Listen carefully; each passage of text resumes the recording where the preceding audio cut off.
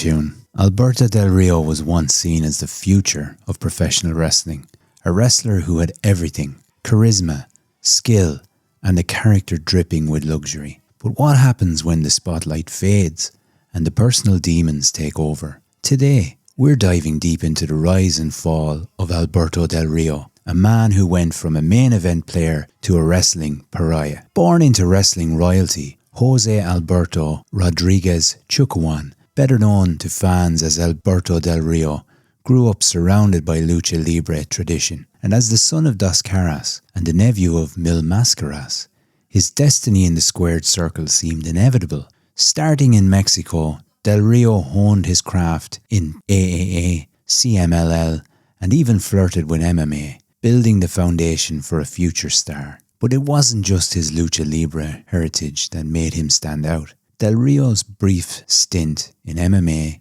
competing against the likes of Mirko Cro Cop, gave him an edge of legitimacy that few wrestlers could boast. When Alberto Del Rio arrived in WWE in 2010, he was unlike anything fans had seen in years. His aristocratic gimmick, complete with luxury cars and an arrogant smile, perfectly captured the essence of a villain. And of course, we can't forget Ricardo Rodriguez, whose theatrical ring announcements added another layer to Del Rio's appeal. Del Rio didn't just talk a big game, he delivered.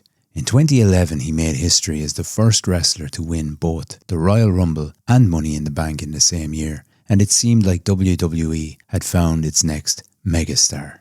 But despite his early success, something was missing. For all his technical skill, Del Rio struggled to connect with fans on a deeper level, and his character, while polished, lacked the emotional resonance of stars like Daniel Bryan or CM Punk. And this disconnect became glaringly obvious during his ill-fated face turn in 2013, which was met with apathy from the audience.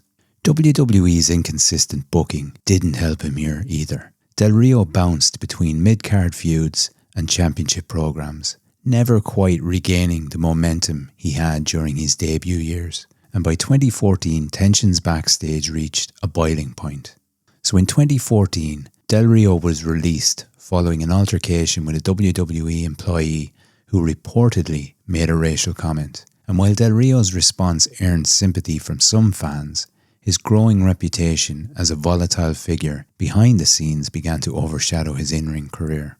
And against all odds, Del Rio returned to WWE in 2015, defeating John Cena for the United States Championship in a shocking comeback. And for a brief moment, it felt like redemption was within reach. But his second chance was squandered. Instead of being positioned as a top star, Del Rio was thrown into the forgettable League of Nations faction. The group failed to gain traction with fans, and Del Rio's once bright star dimmed even further. And by 2016, he quietly parted ways with WWE once again. Outside the ring, Del Rio's personal life was unraveling. His tumultuous relationship with fellow wrestler Paige became tabloid fodder, with accusations of abuse and public altercations dominating the headlines. And things worsened in 2020 when Del Rio was arrested on charges of sexual assault and kidnapping, a case that shocked the wrestling world. Although the charges were later dropped, the damage to Del Rio's reputation was irreversible. His once promising legacy was now overshadowed by scandal and controversy. Alberto Del Rio had all the tools to become a generational talent, but whether it was bad luck, bad decisions, or simply bad timing, his career never reached its full potential. Instead of becoming a legendary figure like Eddie Guerrero or Rey Mysterio, Del Rio is remembered as a cautionary tale. Despite his fall from grace, Del Rio's contributions to wrestling shouldn't be overlooked. His in-ring style blended the best of lucha libre and technical wrestling, giving fans memorable matches against stars like Dolph Ziggler, John Cena, and CM Punk. He also paved the way for more Mexican representation in WWE during the 2010s.